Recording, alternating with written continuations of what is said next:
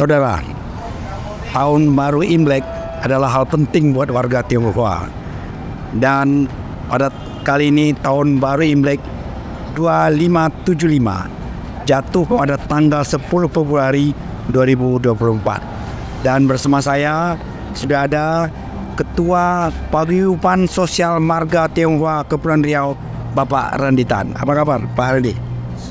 Baik, terima kasih Mas Sekuritas atas waktunya. Iya. Kali ini kita mau ngobrol soal Imlek, Pak.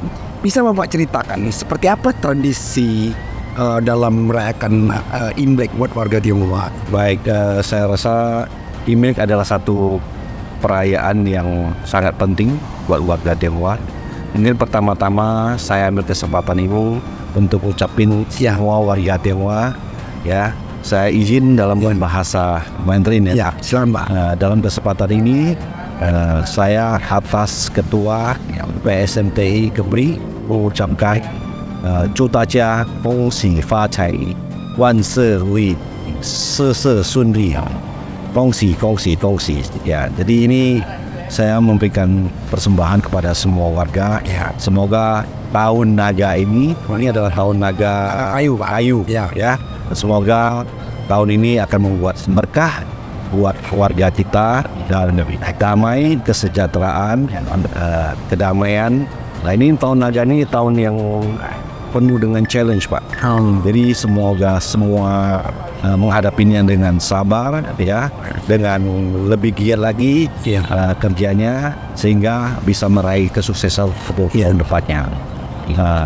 Baik, ini tradisi Imlek menurut kami adalah kami sangat bahagia dalam kesempatan ini bisa sharing acara Imlek yang akan kita rayakan. Ini adalah malam penyambutan perayaan Imlek. Jadi malam ini seperti yang kita lihat teman-teman kita terutama warga Buddhis telah menyiapkan dupa-dupa untuk persiapan untuk ritual malam ini. Karena malam ini adalah malam perayaan ya, dan udah jam 12 itu adalah malam perayaan. Ya. Kemudian setelah itu apa lagi Pak yang kebiasaan-kebiasaan dan tradisi yang dijaga warga Tionghoa pada saat Imlek? Baik, seperti tadi kita jelasin, biasanya sebelum kita menyambut perayaan Imlek itu biasanya kita melakukan pembersihan di rumah-rumah. Itu yang paling penting ya. Kalau ada kotoran atau ada bocor segala macam itu harus dibenahi. Kedua, kalau kita ada yang agak percaya dengan feng shui, mungkin harus meletakkan barang-barang yang istilahnya dengan feng shui. Sesuai feng shui ya, sehingga setiap tahun itu kan berbeda, sionya berbeda. Jadi kita harus mengadaptasi. Tahun ini setiap sio itu berbeda. Berbeda. Jadi kita mungkin aja harus mengetahui kelemahan dan kelebihan pada saat setiap tahun. Karena kita ada 12 sio. Iya. Ya kan? 12 sio dan ada 4 elemen. Ya kan? Air, api, tanah, angin, kayu ya. Jadi ada 4 elemen. Jadi memang ini agak kompleks ya. Nah, jadi seperti yang tadi kita jelasin, setelah kita persiapan rumah segala macam, nah malam ini adalah malam yang sangat penting bagi kita karena kita mempersiapkan namanya reunion dinner. Makan bersama keluarga besar. Jadi biasanya ya sebagian yang orang memilih makan di rumah atau juga makan di restoran. Nah, ini sangat-sangat penting karena semua keluarga yang berada dimanapun biasanya kembali kumpul dan bersama-sama ngumpul. Nah, kalau kita biasa makan ya pasti orang Tionghoa ya harus punya dalam menu-menu yang ada misalnya harus ada ikan, salah satu yang penting, daging, segala macam, mie, keranjang, kue keranjang. Nah, itu punya arti-arti semuanya. Ya, terutama kalau kita ngomong ikan itu merepresent abundant, maksudnya sesuatu yang rezekinya banyak. Iya. Nah, jadi nggak habis-habis. Nah, itu. Mau ngomong soal ikan Pak Randy, Iya. agak unik sebenarnya Kepulauan Riau dan Singapura ternyata juga dari sebagian Malaysia itu ada ikan dingkis gitu. Fikir. Kenapa Iya. ikan dingkis ini jadi semacam simbol keberuntungan bagi warga? Ikan dingkis ini memang untuk Kepri itu hanya, setahu saya hanya ada di Kepulauan Riau. Jadi ini agak unik, dan mau percaya atau enggak, ikan Inggris ini hanya bertelur Iya, pada saat Imlek. pada saat Imlek. Nah, gimana pun kondisinya, dan selalu pada saat mendekati Imlek atau saat Imlek itu selalu bertelur. Iya. Nah, jadi kita dari situ kita bisa menyimpulkan, karena kita juga harus memakan ikan sebagai salah satu makanan yang paling penting. Nah, jadi dengan ikan dingkis itu bertelur, itu namanya kita juga katanya ikan paijia, ikan yang datang untuk membawa rezeki pada saat Imlek. Iya. Ini makanya kadang-kadang ada yang ngomong ini ikan Imlek. Iya kan? Ya kan, seperti itu. Jadi ini memang sangat-sangat spesial. Iya. Apalagi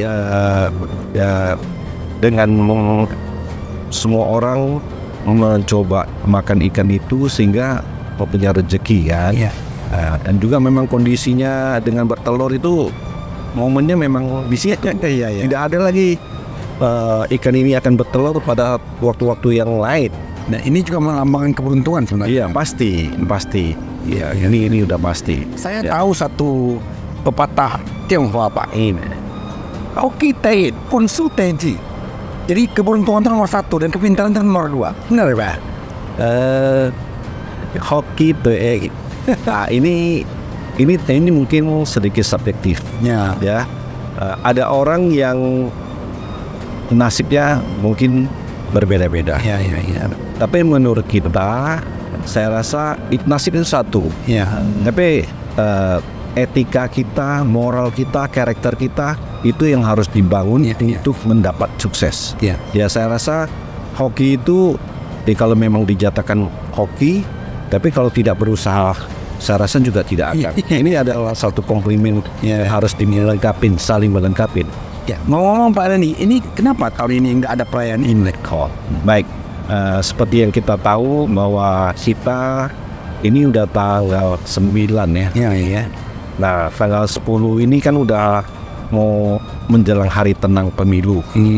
Nah, by the way, kita dalam kesempatan ini, saya selaku Ketua PSMTI Kepri juga ingin menghimbau semua warga Tionghoa, terutama untuk ikut dan menggunakan hak pilih untuk mensukseskan pemilu 2024 ya.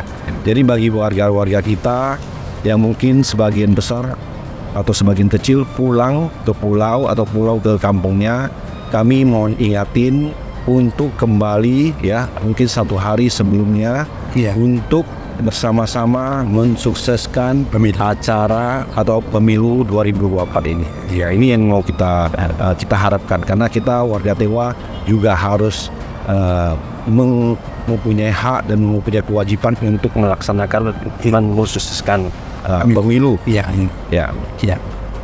Oke, saudara, demikian obrolan singkat saya dengan Pak Renitan, Ketua PSMTI Kepri. Mungkin Pak Reni sebagai closing statement ingin menyampaikan ucapan untuk seluruh warga Tionghoa dan seluruh masyarakat di Tionghoa di Kepulauan Riau. Silakan Pak. Mungkin tadi saya juga udah mengucapkan selamat pada semua warga Tionghoa, dan dalam closing ini saya sekali lagi祝大家新年快乐，万事如意，事事顺利，恭喜恭喜。 Kongsi. Ya, oke. Terima kasih Pak. Ya. Terima kasih. Ikuti terus Stop.